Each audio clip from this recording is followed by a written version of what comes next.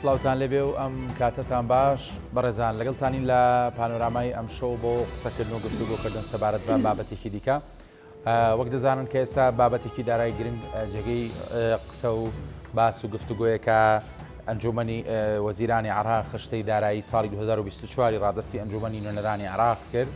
و لیژنەی دارایی سەرقاڵی هەڵسەنگاندن و گفتوگۆکردنن و بڕیار وایە ئەنجومەنی نوێنەرانی عێراق گفتوگۆی جدی لەسەرم بابەتە بکەوە. لە نێوم خشتەیەدا پشتی هەرێمی کوردستان جێگیر کراوە، لە نێو پشت هەرێمی کوردستاندا موشەی موچەخۆلانی هەرێمی کوردستان جێگیر کراوە و کۆمەڵێک ئیحتیقاقی دارایی هەرێمی کوردستان هەیە کە لەم خشتەیەدا بوونی هەیە. بۆیە بەلای خەڵکی هەرێمی کوردستان بە گشتی گرنگە کە تا ڕادەیەک ئاشنا بن بەوەی کە ئەم خشتەی 2024 بودجەی عێراق کە ئەنجومەنی وەزیران دوای گفتوگویەکی چڕۆپە ڕادستی ئەنجومەنی نوێنەرانی کردووە چارەنووسی دۆسیە دارایەکانی هەرێمی کوردستان بەرەو چۆ دەبات، یاخود بە جۆرێکی دیکە چارەنووسی موچەی موشەخۆرانی هەرێمی کوردستان بەرەو چه ئاقارێک دەبات، بەرەو ئاقاری دڵنیایی و مسۆگەرکردنی موشەکانیان یان بە پێچەوانەوە بەرەو ئاقاری نەمان و یاخود دواکەوتن و مەترسی دروست بوون لەسەر موچەکانیان. دەمەوێت کۆمەڵێک لەم پرسیارانە گفتوگۆ بکەم لەگەڵ بەڕێز مەلا قادر محەممەد ئەندامی پێشووتری ئەنجومەنی نوێنەرانی عێراق هاوکات لە سەردەمی کاری پەرلەمانتاریە جەنابیان ئەندامی لیژنەی دارایی بوون، زانەری باشیان هەیە بە پێ ئەزمموی کارەکەیان دەکرێت وەڵامی هەندێک لە پرسیارەکانمان بدەنەوە. کاک مەلا قادر بەخێر بێ، سپاس بۆ ئامادەبوونی جەنابێ. زۆر سپاس. بە گشتێکی ئەگەر تا باس بکەین خشتەی بودجەی 2024 کە ڕادستی ئەنجومەنی نوێنەران کە لەلایەن ئەنجومەنی وەزیرانەوە چییە؟ ئەو ببوورە جارێ پێشی سپاس بۆ جەنابت و بەخێرهاتیان بسرانی خۆشەویست. بەنسبەت بودجەی 2024ەوە لە 2023 بودجەی 23 و 24 و 25 دیاری کرا بۆیە ئێستاکانە کە بودجە تەقدیمەکرێ پێویست بەوە ناکە هەموو بڕگەکانی بودجە بنێردرێ بۆ پەرلەمان، تەنها ئەو بڕگانەی کە گۆڕانکاری تیا دەکرێت ئەو بڕگانە کە دەستکاری دەکرێت گۆڕانکاری تێدا دەکرێت ئەوانە نێردراوە کە وی زیاتر خۆی لە ژمارەکانە ئەبینێ لە کەم و گۆڕینی بڕی بودجەکان. ئەو خشتەیە بریتە لە سەررجەمی ئەو مەبالغە پارەی یاخودە و بودجەی کە دانراوە بۆ هەموو بەشەکانی عێراق بە پێی خشتەکان دیاری کراوە، چۆنێتی خەرجکردیان و چۆنێتی خستنەکاریان. ئەمە کۆی داهات و خەرجی هەموو عێراقی تێدایە، بۆیە ئەمە کار لەسەرکردنی زۆر کەمتری دەوێت، وەکو کار لەسەرکردن نییە بۆ داڕشتنی بودجە بە تەواوەتی، چونکە بڕگەکانی بودجە مشتومڕی زۆر هەڵەگرن، ململانی زۆر هەڵەگرن لە نێوان شیعە و سوننیە، لە نێوان کورد و لایەنەکانی تری عێراقا، بەڵام ئەم بودجەیە ئەو هەموو ململانەیە ناوێ زۆر ئاسانتر و زووتر بەڕێدەکرێت و تەفاهمی باشتر و زووتری لەسەر دەکرێت. ئەوەی کە بەلای خەڵکەوە گرنگە بە تایبەت هەرێمی کوردستان ئەو کێشەدارایانەیە کە لەگەڵ حکوومەتی عێراقی هەیەنەوە کە تا ئێستش چارەسەر نەکراوە بابەتی تەڵتین و هەژماری من و ئەو سیستمی پێدانی موشەی کە تا ئێستا بەغدا و هەرێم بە تەواوەتی لەسەری ڕێک نەکەوتون. ئەم خوشتەیە هیچ کام لەم شتانە چارەسەر دەکات یا خۆت دەتوانێت قۆناغێکی دیکە ئەم کێشانە بەرێتە پێشەوە؟ ئەم خشتەیە پێویستە موچەکە چارەسەر بکە، بەڵام هەژماری من و بابەتەکانی ترەوە پەیوەندی بە بودجەوە نییە، ئەوە پەیوەندی بە سیاسەتی ئیدارەی مالی وەزارەتی داراییە، ئەو لێەوە چارەسەری کێشەکانی تر دەکرێت. لە بودجەکەیە ئەم جارە جیان لە جاران نەرمتر حکوومەت و پەرلەمانی عێراقی تەحامل دەکەن. من پێم وایە حکوومەت زۆر نەرمتر لە حکوومەتەکانی تر هاتووەتە پێشەوە بۆ مۆزوعی چارەسەرکردنی بودجە، و من پێم وایە حکوومەت خۆی ویستویەتی بودجە بە جۆرە لە جۆرەکان چارەسەر بکرێت. جا ئەمە قەناعەتە لە لای خۆیان یان دۆستەکانمان قەناعەتیان پێهێناوە. من پێم وانە ئێمە خۆمان توانی بێتمان بە دیبلۆماسیەتی خۆمانەوە قەناعەتیان پێ بهێنین. ئەو قەناعەتەیە وای لێکردوون کە حکوومەتی محکمەی فیدرالی ببوورە محکمەی فیدرالی بڕیارێک لەسەر ئەوە بدا بۆ ئەوەی لەو مەعمەعە سیاسی کە پێشتر خۆیان لە ناو پەرلەمانە دروستیان کرد بوو بەوەی ئەندام پەرلەمانەکانی خۆیانەوە دژی بجێ هەرێمی کوردستان و دژی موچەی هەرێمی کوردستان بۆ ئەوی بتوانن پێش لەو گاڵەگاڵ و هەرایە بگرن. بۆیە محکمەی فیدرالی ئەم مۆزوعی یەکلا کردەوە کە موچەی هەرێمی کوردستانی جیا کردەوە لە بودجەی هەرێمی کوردستان و خستە سەر بودجەی ئیتیحادی بۆ ئەوەی ئەو مشتومڕە هەڵنەگرێ زیاتر و ئەمە کارێکی زۆر گەورە و باش بوو، زۆر لە ساڵحی کووردا بوو، زۆر لە ساڵحی موچەخۆرانی هەرێمی کوردستانە بوو، لە ساڵحی حکوومەتی هەرێمی کوردستانی شایە، چونکە ئەو ژانە سەر و کێشە و ململانەیە کە دائیمەن حکوومەت شەڕی حکوومەتی عێراقی یا حکوومەتی فیدرالی شەڕی حکوومەتی هەرێمی پێدەکرد، ئەو وەرەقەیە لە دەستیوان ئێستا کەوتۆتە خوارەوە بۆ بە ئەمری واقع و دەبێت جێبەجێ بکەن. بەڵام سیغەی جێبەجێکردنەکەی ئایا ڕاستەوخۆ جێبەجێ دەکەن یان جێبەجێ ناکەن، ئەمە لێرەیە ئەگەر پشتیوان هەبێت لێک تێگەیشتن هەبێت لە بینی حکوومەتی هەرێم و حکوومەتی فیدرالە جێبەجێ دەکرێت و بە جوانیش دەڕاتە پێشەوە. بەڵام لە حالەتێکە ئەگەر بێت و ئەو لێک تێگەیشتنە کاڵ بێتەوە لە بینی حکوومەتی هەرێم و حکوومەتی فیدرالیە و یان کێشە دروست بێت لە نێوان حکوومەتی فیدرال و حکوومەتی هەرێمە بە دڵنیاییەوە جارێک کە کێشە بۆ موچە بە ئەنواعی بیانووی جۆرا جۆر دروست دەکرێت. بەڵام چاوەڕوان دەکەین کە ئەوە ڕوونەدات، ئەمەلیشمان وایە ڕوونەدات لەبەرەوەی لێک نزیک بوونەوەکان زۆر ئیستا لە ساڵانی پێشووتر و لە سەردەمەکان پێشتر لێک نزیک بوونەکان باشتر و لێک تێگەیشتنەکان بەهێسترە ئێستا بکەنە. بابەتی مەسەلەی موچەخۆران و خانەنشینان کە لەنێو پشکێرم لەنێو خشتەکە جێگیرکراوە لە ڕووی دابینکردن و تەمینکردنی موچەخۆرانی هەرێمەوە ئەم خشتەیە تا چەند گرنتیەدا تا چەند گرنتیەدا بڵێ بە موچەخۆرانی هەرێمی کوردستان تاوانم بڕەموچەی کە ئێستاکانە ئێستا دیاری کراوە لە خشتەکەیە پێشتر حکوومەتی هەرێم داوای نزیکی ئەم بڕێە کرد بە هیچ جۆری حکوومەتی فیدرالی ڕازی نەبوون، بەڵام دوای ئەم لێک تێگەیشتنانەوە دوای بڕیارەکەی محکمەی فیدرالی ئێستا حکوومەتی فیدرالی خۆی خستوێتە خشتەی گۆڕانکاریەکانی بڕەکە زیاتریشە لەوەی کە کاتی خۆی هەرێم داوای کرد، فەرقی کەوتویان نییە کەمێک زیاترە، بەڵام ئەوی کاتی خۆی حکوومەتی هەرێم داوایە کرد بۆ تێگەڕای موچەخۆران بوو بۆ هەموو ئەوانەی کە لە هەموو وارەکانە کە پاریان وەرەگرت لە حکوومەتی هەرێم نەک تەنها فەرمانبەران. ئەمەش ئێستا هەر هی تێگرای ئەوانەی کە پارە وەرەگرن لە حکوومەتی هەرێمی کوردستان بە هەموو وارەکانەوە. بەڵام بڕەکە ئەگەر من پێم وایە ئەو بڕێ کاتی خۆی کە حکوومەتی هەرێم پێویست بوو خەرجی بکە، ئێستا لەو بڕە زیاتر ئەبێ خەرج بکە، چونکە گۆڕانکاری زیاتر هاتوو، گۆڕانکاری تر دروست بوو، خەڵکی تر زیاتر کەوتونەتە خانەی تەقاعودی و کایە کۆمەڵایەتیەکان پێویستیان بە حاڵەتی زیاتر هەیە لەبەرەوەی سەردەمێکی زۆرە حکوومەتی هەرێمی کوردستان بە ئەنواعی قەیرانی ئابووری و قەیرانی سیاسی و جۆرە جۆر قەیرانە تێپەڕی و من بۆیە پێم وایە حکوومەتی هەرێمەستا لە ڕووی موچەخۆرانیشەوە باری ئەبێ قورستر بێ نەک سوکتر بێ لە جارە. گفتوگۆکردن و تێپەڕاندنی ئەم خشتەیە بە بڕای تۆ چەندی پێویستە وەکو کات لە ئەنجومەنی نوێنەرانی عێراق؟ ئەمە خوێندنەوەی یەکەمی بۆ کراوە، ئەمە وەکو هەر یاسایەکی تر کە تعدیل دەکرێت هەمان ڕێکاری یاسایی بۆ دەگیرێتە بەر لە ڕووی یاساییەوە. ئەگەر یاسایەکی سەرەتایی بۆ دابڕێژرایە هەموو بڕگەکانی کە لە نوێدا دەڕێژرانەوە بە تاکی زۆری پێدەچوو، بەڵام مادە و بەرگە نووسراوەکانەوانەیە کە پێویستیان بە دەستکاری نییە ئەوە وەکو خۆی ماوەتەوە وەکو خۆی دەمێنێتەوە تەنها خشتەکانە. بۆیە من پێم وایە لەسەر خشتەکان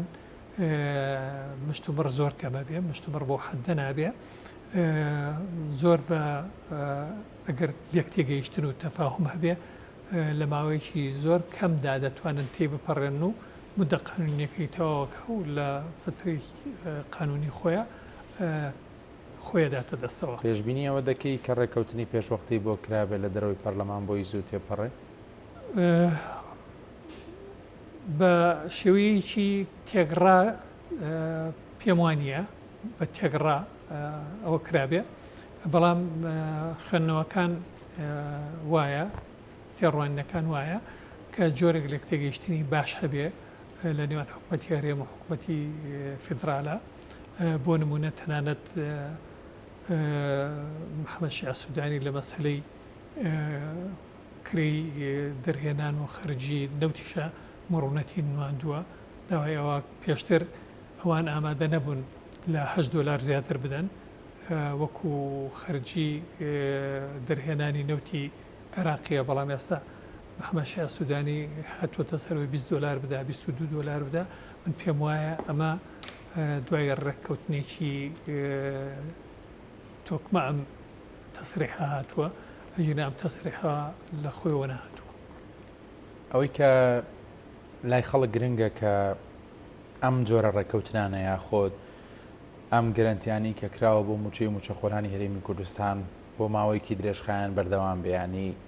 جەنابەت پەرلەمانتار ڕوویەوە دۆخی سیاسی عێراقیش دەزانیت چۆنە، هەنی زۆر جار کەشی سیاسی دێتە پێشەوە کە پێشبینی نەکراوە و پەیوەندەکانی هەرێم و بەغدا هەندێک جار دەباتە دۆخی بەستەڵەکەوە. بەڕوای جەنابەت ینی کەشە سیاسەکە بەو ڕادەیە ئارامەکە بۆ مەودایەکی درێژ ئەم بارودۆخە بەم شێوازی ئێستا بەردەوام بێت، گەرنتی هەبێ بۆ موچەی موچەخۆران. من پێم وایە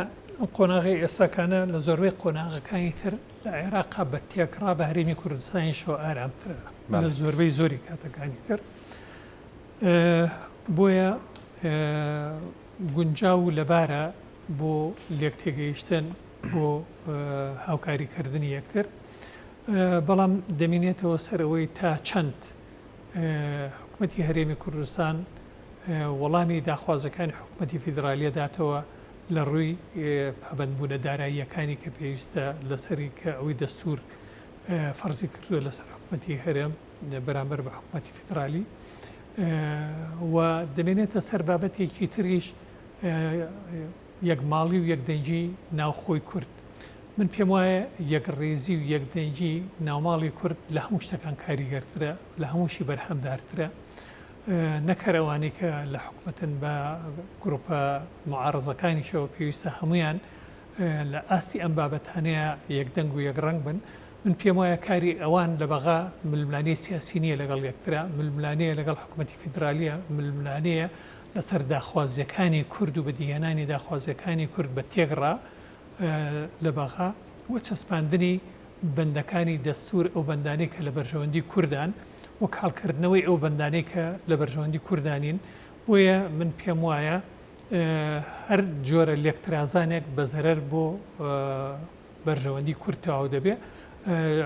چ لە ناو معارەزەیە بێت، چ لە ناو دەسەڵاتە ئەوانەی کە لە کایەکانی دەسەڵاتیان بەدەستەوە یان لە بینی مانەی دەسەڵاتیان بەدەستەوە لەگەڵ معارەزەیە لە بینی هەر کامێکیانە بێ ئەمە لە دژی بەرژەوەندەکانی کورد ئەمە تەواو بێ. جگەر لەوەش پەیوەندیەکانی ناوخۆی عێراق لەگەڵ حیزبەکانی کوردستانە لەگەڵ حکوومەتی هەرێمە پەیوەندی شیعە و کورد سوننە و کورد ئەمانە خۆیان لە خۆیانە گرنگی گەورەیان هەیە و تاکش پەیوەندیەکانیان لەگەڵ کووردا گرنگی گەورەی هەیە تا ڕێکتر و نزیکتر بن لێک. من پێم وایە کێشەکان کەمترە بنەوە و ئاڵۆزیەکان و مەشاکلەکان ئاسانی چارەسەرەکرێن. من پێم وایە ئەگەر بگەڕێنەوە بۆ تاریخی کۆنی عێراق، کورد لەگەڵ عەرەبانە کۆک نەبوون، لە زۆربەی بابەتەکان ڕێک بوون تاوەکو سەردەمەکانی هاتنی دەسەڵاتی بەعس. من پێم وایە ئەوانەی خوێنکاری بەعس نەبوو بێتن، ئەوانەی پاشماوەی کاریگەرێتی بەعسیان لەسەر نەبێ، نەرمونیانی زۆر گەورەیان هەیە بەرامبەر بە کورد، بەڵام ئەوانەی کە تاوەکو ئێستاکانە بیرۆکەی فاشیزم و بەعسیزم لە مێچیانەماوە ئەوانە زۆر تون دژی کورد دەوەستنەوە. هەر بۆ نمونە لەم ڕۆژانە کە دەویسترا یاساکانی سەردەمی بەعس دژی کوردستان کە بۆ دڕندەی خۆی کە دەری کردو هەموو بابەتەکانی پێشکاری مافی مرۆڤ و بڕیارە شۆڤینستەکان بوون کە بڕیارەکە خرایانە و پەرلەمانەوە ئەو پەرلەمانتارانەی کە بەسونەوشی ئەوە یەکیان گرتەوە دژی ئەمە و ڕێیان لەبەگرت من پێم وایە ئەوانە هەموو پاژماوەی باس و پاژماوەی بیرۆکەی باسییان لە مێشکاماوە و پەروەردەی باس لە ناخیانە هەرماوەیان توانیوە خۆیان خیان بکەنەوە لەو ڕەگەسپەرستیە ئەگینا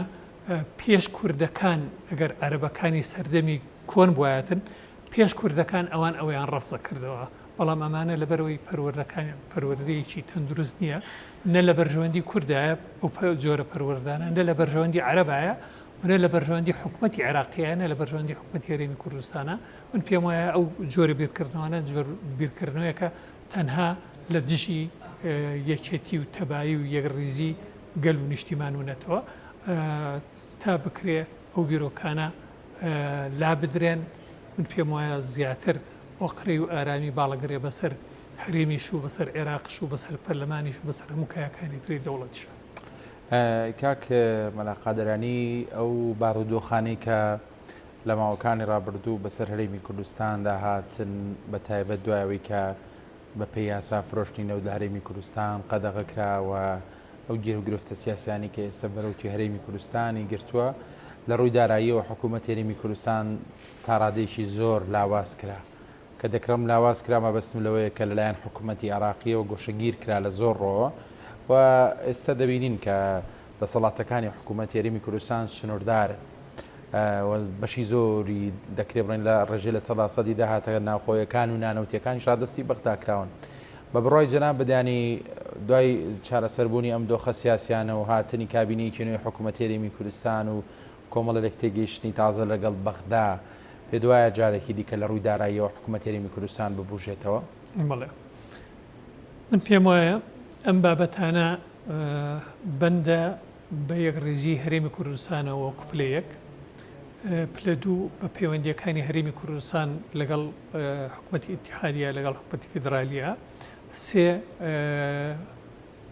هەڵوێستی سیاسی هەرێمی کوردستان لەگەڵ حکوومەتی فیدرالیە چوار بەندە بە پشتیوانی دۆستەکانمانەوە بۆیە پێشتری شارەتم بۆدا بە پلەی یەکگرتووی ناوماڵی کورد ڕۆڵی هەر ئەساسی دەبینێ چونکە ئەمە دۆستمان لە ناو عێراقش بۆ زیادەکە دۆستمان لە دەروی عێراقش بۆ زیادەکە دۆستەکانمان بە باشتر و چاکتر لە هەموو لایەکانەوە دێنە سەر هێڵ لەگەرمانە پشتیوانمان دەبن و جگەلەوە بەندەکانی دەسوور تاوەکو ئێستاکانە بە جۆرەی میزاج بۆ بەرژەوەندی لایەنەکان لێک دراوەتەوە بە تێڕوانینی سیاسی لێک دراوەتەوە تا ئێستا بەندەکانی دەسوور بە پێی ئەو مەبدە ئەستراتیژی کە بەندەکانی دەسووری بۆ داڕێژراوە بە پێی ئەو بنەما ئەساسیانە شیکاریان بۆ ناکرێت لەگدانەوەیان بۆ ناکرێت لەگەڵ ئەوەی بنەمای شیکردنەوەی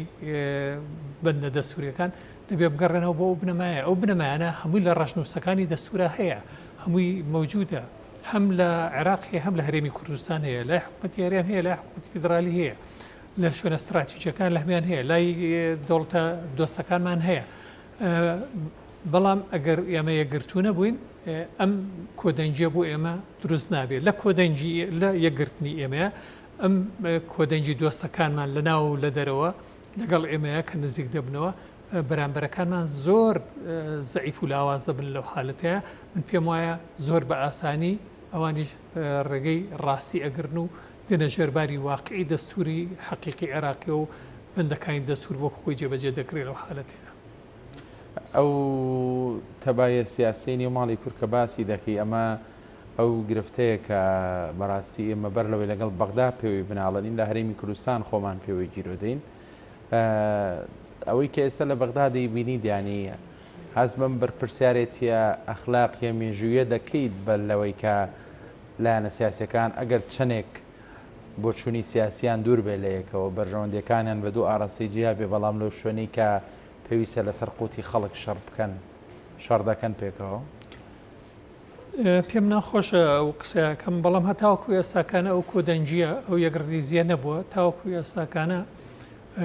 لە زۆر لایەنەکان زۆر لا نەک هەمویان زۆر لە تا ئێستا بانگەشەکانیان بانگەشەی سیاسی بۆ خۆیان هەوڵی جێپی قایمکردنی خۆیانە دەن زیاتر لەوەی کە هەوڵ بدەن بۆ دابینکردنی بەرژەوەندیەکانی گەل و بەرژەوەندیەکانی میلەتەکەمان و بەرژەوەندی هەوڵاتیان و ئەمە نەتایجی باشی نەبووە تاوەکو ئێستاکانە خۆشیان چاک ئەوە ئەزانن کە ئەمە بەرهەمدار نییە و ئەنجامەکانی بەباش ناگەڕێتەوە بۆ گەلی کوردستان کە بەباش نەگەڕایەوە بۆ گەلی کوردستان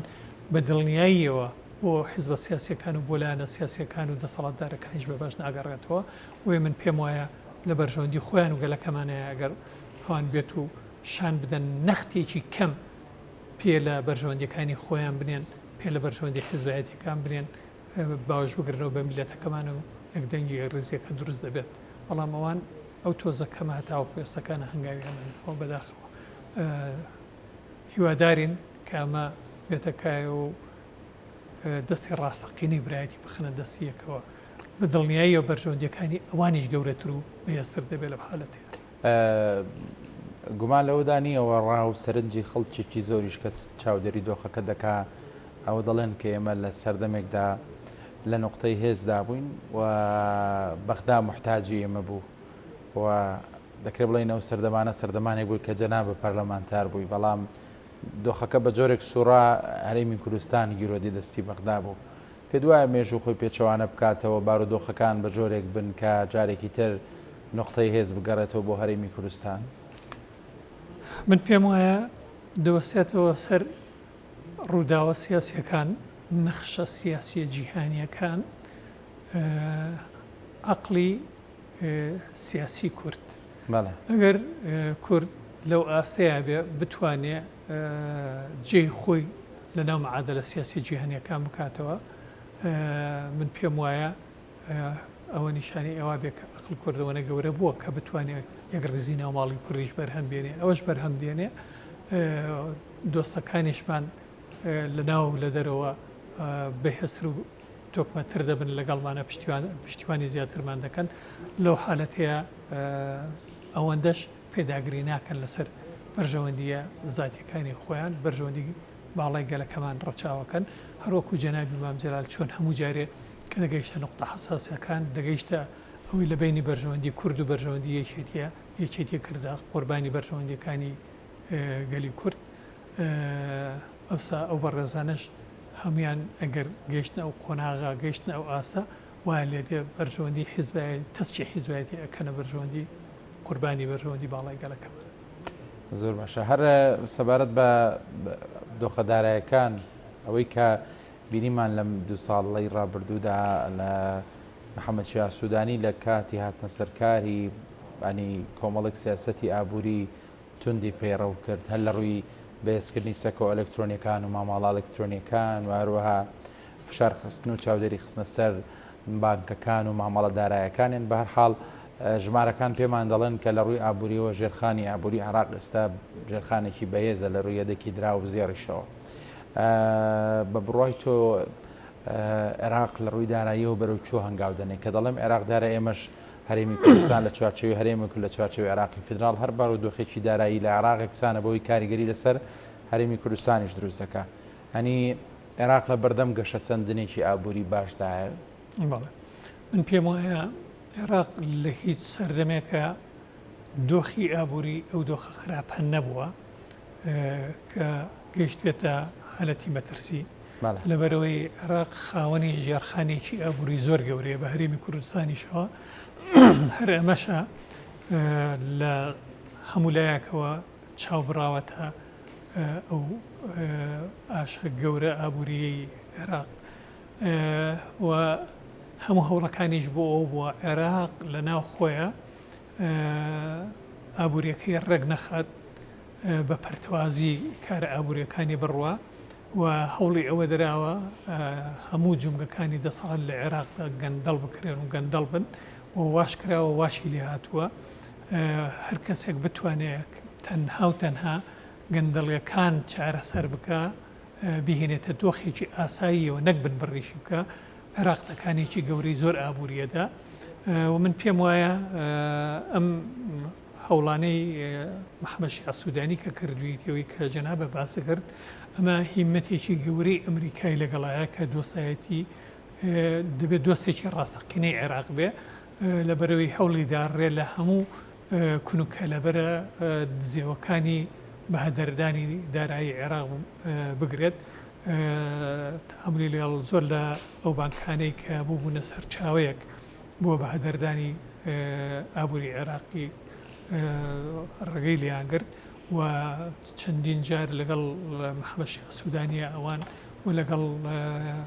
بانکی مرکزیە چەندین جار دانیشتن و گفتوگوی چڕ و پڕ و وردەکاری کراوە لەسەر ئەم بابەتانە و پێم وایە محەممەد شیع سوودانی لە هەموو سەرۆگۆزیرەکانی پێشووتر باشتر توانیوێتی مامەڵێ لەگەڵ ئەم دۆخەیە بکە و باشتر جۆڕایەڵی ئامۆژگاریە داراییەکان کات بۆیە هەنگاوەکان بەرچاو دەرکەوتووە و ئاستی یەدێکی عێراقیش زۆر باش بەرز بۆتەوە لەو فترە زەمەنیە بۆیە چاوەڕوانی شتی باشتر و باشتریان لێ دەکەین دەتوانرێت چونکە عێراق زۆر بە زووی ڕاست بکرێتەوە لە دۆخی ئابوورێکی خراپ و بە دۆخی ئابوورێکی زۆر باش. ئەی هەرێمی کوردستان چۆن دەبینیت لە دوایەوەی کە هێدی ئەنی بە شوێن ئەو سیستم و چاکسازی دارایانەدا دەڕوات کە حکوومەتی عێراقی کردوێتی هەنی هەرێمی کوردستانیش دەتوانێت سوود لەم ئەزمموی عێراق وەربگرێ بۆ ساڵانی داهاتوو. من پێم وایە باشبوونی هەرێمی کوردستان یان باشبوونی حکوومەتی فیدرالی هەردووکیان کاریگەری ڕاستەوخۆیان لەسەر لایەکەی تریان دەبێت. چه هەرێمی کوردستان ببێت هەرێمێکی نمونەیی کاریگەری نمونەیی لەسەر عێراق دەبێت، چه عێراق ببێت عێراقێکی نمونەی کاریگەری نمونەیی لەسەر هەرێمی کوردستان دەبێت. چونکە بە تایبەتی ئەگەر عێراق پێش بکەی و گەشە بکە لە ڕووی شەفافیەت و لە ڕووی پوختەکردنی ئابووری و داراییەکەیەوە ئەو کاریگەری زیاتر دەبێت لەسەر هەرێمی کوردستان لەبەرەوەی هەرێمی کوردستان بەشەکە لە عێراق و بەشەکە لە حکوومەتی فیدرالی و یاساکانی حکوومەتی فیدرالی جگە لە یاسا کۆنەکانی هەرێمی کوردستان کە پێش 2003 پێش ڕوخانی حکوومەتی عێراقی کۆن ئەو یاسانێک کە پێشتر هەبوون کە ئەوانە ئەوزەلێتیان هەیە بەسەر یاساکانی عێراقا ئەنجینە هەر یاسایەکی تر کە هەرێمی کوردستانیەتی یاساکانی عێراق تەفزیلەکرێ بەسەر یاسای ترەکە هەرێمی کوردستان بێوێ دەری بکات. بۆیە کاریگەری ڕاستەوخۆ و باشتری دەبێت لەسەر هەرێمی کوردستان. ئەمە مانایوان نییە هەرێمی کوردستان لێ پاڵداتەوە هەوڵ و کۆشش نەدا بۆ باشکردنی وەزعەکانی خۆی، چونکو باشترکردنی هەرێمی کوردستان ئەگەر بتوانێت پێش عێراق بداتەوە لە خۆ باشترکردن ئەو دەستی عێراق ڕائەکێشێ و ئەو ئەبێ بە قودوە و ئەوان ئەبنە چاولێکەری هەرێمی کوردستان، ئەوان بە دوای هەرێمی کوردستانە دێن. بۆیە لەو حالەتانەیە هەموو تێڕوانینەکانی هەرێمی کوردستان پەسەند دەکرێت لەلای ئەوان وەکو مامۆستا و خوێنەریان لێ دێ لەو حالەتانەیە. بۆیە متکاکەم هەرێمی کوردستان بگەڕێتەوە دۆخەکەی پێشووتری خۆی کە پێشتر چۆن هەموو کایەکانی عێراقی تەمەنایان نەکرد ڕۆژێ لە ڕۆژان بێت وەکو هەرێمی کوردستانیان لێبێ هەرێمی کوردستان خۆی بگەێنێتەوە ئەو دۆخە. موچەخۆران و خەڵکی هەرێمی کوردستان دەکرێت گەشتبین منەوەی کە ڕەنگە ئێمە بەرەو ئایندەیەکی گەشی دارایی هەنگاو بنین لە گشتی لە عێراقدا ئەوانی تێکەڵ بەو پێشکەوتنە داراییە جیهانیانە ببین کە ئێستا هەموو جیهانی پێدا دەگوزارێت، ینی بتوانین تەواوی مامەڵەکانمان با ئەلکترۆنی بکەین و تەواوی مامەڵە داراییەکانمان بە شێوەیەکی دروست و پاک و نەزیه بەڕێوەبەرین. بەڵێ بەنسبەت هەرێمەوە جیاوازیەکی هەیە لەگەڵ حکوومەتی فیدرالیە لەم بابەتە لەبەرەوەی حکوومەتی فیدرالی ڕاستەوخۆ پەیوەندیەکانی لەگەڵ بانکە جیهانەکان و لەگەڵ ئابووری جیهانیە گرێدراوە بە شێوەیەکی بەڵێ سیستماتیک و بە شێوەیەکی ڕسمی و بە شێوەیەکی یاسایی ئەم لێک گرێدانەوەی لە بینی هەرێم و دەوڵەتەکانی دەرەوەدا نییە. بۆیە ئەوەی کە لە دەرەوە بەرامبەر بە هەرێمی کوردستان دەکرێت تەنها ئامۆژگاریکردنە ڕێنوێنیکردنە بۆی هەرێمی کوردستان خۆی باش بکە ئەم ئامۆژگاریانە زۆر بوون بۆ ئێمە بەڵام ئێمە سوودمان لیان نەبینی ئەجینا ئێمە هەر بە قودوەی عێراقیش دەماینەوە بەڵام ڕۆژگارەکان بەرەو ئەوە دێت عێراق خۆی ناچار بێت خۆی لەگەڵ سیستەمی ئەلکترۆنی نوێی جیهانیە بگونجێنێ ئەجینا پاشەکەوێت ئەجینا دوا دەکەوێت ئەبووریکەی بە پێویست گەشە ناکە لەو حالەتەیە بەرەوە ناچارە خۆی بگونجێنێ و یاسا جیهانیەکانیش بۆ ڕێگرتن لە جۆرەکانی گەندەڵ و چۆنیەتی چارەسەرکردنی کونوکە لە بەرە گەندەڵیەکان چۆن کاری لەسەر کرد چۆن کاری لەسەر ناکرێت ئەمانە هەمووی بە شێوەیەکی سیستماتیک کاریگەری دەرەوەیان لە سەر عێراق بۆ دروست دەبێت ئەم کاریگەریانە دەبێت هۆی عێراق وردە وردە خۆی چاکتر و چاکتر بکە ئەم کاریگەریانەش ڕاستە خۆی ڕنگدانەوەی دەبێت بۆ سەر هەرێمی کوردستان لەو حالەتەیە من پێم وایە وەزەکان باشتر دەبێت من تێڕوانی نموایە مەگەر زروفێکی سیاسی نەخوازرا و بێتە ناوچەکەوە کە باری سیاسی عێراق بشێوێنێ ئەجینە ئەو دۆخانەی کە پیا تێپەڕین ئەو دۆخە سەختانی پیا تێپەڕین ئەگەر زروفێکی وان نەخڵقێنن ئەو دۆخانە ناگەڕێتەوە جارێکی تر بۆیە هەر دەبێت ئەمەلی باشتر و باشتریش بکەین و هێنیش قسێکی هەیە بە عەرەبێکی ئەڵێ تەفاعەل بالخێری تەجد و جوان بڕوانە جوان بیر بکەوە جوانت بۆ دی و باشت بۆ دی ئێمەش هەر دەبێت بیرکردنەوە باشەکە بکەین بۆی شتە باشەکان دیارەوەی کە جەنابەت باسێکی پەیوەندی بۆ ئیستیقرارێتە سیاسیەوە هەیە کە دەبێت لە هەرێمی کوردستان بەرجەستە بێت چونکە ئەگەر تۆ دوجار بەو شێوەیە مامەڵە نەکەیت کە لە بەرژەوەندی خەڵکە ڕەنگە ئایندەکەی باش نەبێت و پێویستیشمان ئێمە لە دۆخێکداین ئێستا وەک پێشتریش ئاماژەم پێدا پێویستمان بە بۆیە لەگەڵ حکوومەتی ناوەندی ڕێ بکەوین هەر بۆیە پێشنیارت چییە یاخۆت بە جۆرێکی تر بڵێم قسە چییە بۆ شەقامی سیاسی هەرێمی کوردستان کە بۆ پێی جەنابەت لە بەغدا بووی و ئەزبوونی کاری پەرلەمانتاری تانی دوجار هەر ڕێکەوتن لە بەرژەوەندی خەڵکی هەرێمی کوردستانە ئەینادی و پشکردنە بەرژەوەندە باڵەکانی خەڵک ڕەنگە ئایندەکەی باش نەبێت بەنسبەتەم بابەتەوە من پێم وایە ئێمە گەلێکی زۆر پڕ ئەزمۆنین لە ناکۆچی بەڵێ گەلێکی زۆر پڕ ئەزمۆنین لە ململانیەکردنی یەکتری گەلێکی پڕ ئەزمۆنین لە شکاندنی یەکتری ئەم هەموو شکاندن و ململانیانە تۆسقاڵێک گەلی کوردی نەبردە پێشەوە تۆسقاڵێک سوودی نەبوو بۆ ئێمە هەموو چوونە پێشەوەکانمان هەموو گەشەکردنەکانمان هەموو بەدەنگەوە هاتنەکانمان لەو قۆناغانەیە بووە کە ئێمە یەکدەنگ و یەکڕنگ بووین و یەک هەڵوێز بووین لەناو خۆمانە بۆیە منەوە بەواجبێکی نیشتیمانی بەواجبێکی ئەقلانی بەواجبێکی ڕۆشنبیری بەواجبێکی ئاینیشی دەزانم تەنانەت ئەو بەڕێزانەمان ئەمە واجبی ئەخلاقی و نیشتیمانی و ئاینیە لە سەریان کە یەکدەنگ و یەکڕنگ و یەک هەڵوێز بن و میلەتەکەمان زۆر ئازاری چەشتووە بەدەستهەڵی سیاسی خۆمانەوە بەدەستهەڵی سیاسی حکوومەتەکەمانەوە میلەتەکەمان شایانی ئەوە نییە ئەو هەموو ئازارە بچێژێ ئەو هەموو مەینەتێ بچێژێ کار بگاتەوەی خەڵگو هەست بکە حکوومەتەکەی خۆی ڕۆڵەکەی خۆی زوڵمی لێکە ئەستەمی لێکە ئەمە هێنێکی جوان نییە بۆ تاریخی حکوومەتەکەش ناشرینە بۆ تاریخی حیزبە سیاسیەکانیش ناشرینە پێچەوانەکەشی باکسەوە حکوومەت گەورەترەکە حیزبە سیاسیەکان گەورەترەکە جوانتر و درەوشاوەتریانەکە بە نمونەیەکی جوانی ژیان خاتە مێژوەوە و تکام وایە و داواکاریمان وایە و ومێدیشمان وایە هەرەوە هەنگاوە بنێن و باش هەنگاو بنێن بۆ داهاتوو ئینشاءڵڵا. زۆر سپاس بۆ مەلاقات محەممەدە نامی پێشووتری ئەنجومەنی نوێنەرانی عێراق لە ستۆدیۆ لەگەڵمان بووی سپاس بۆ وەڵامی پرسیارەکانی ئێمە. سپاس بۆی وەڕێز سپاس بەڕێزان کە ئێوەش تا هەستە بینەری پانۆراما بوون هەر شاد و بەختەوەر بن.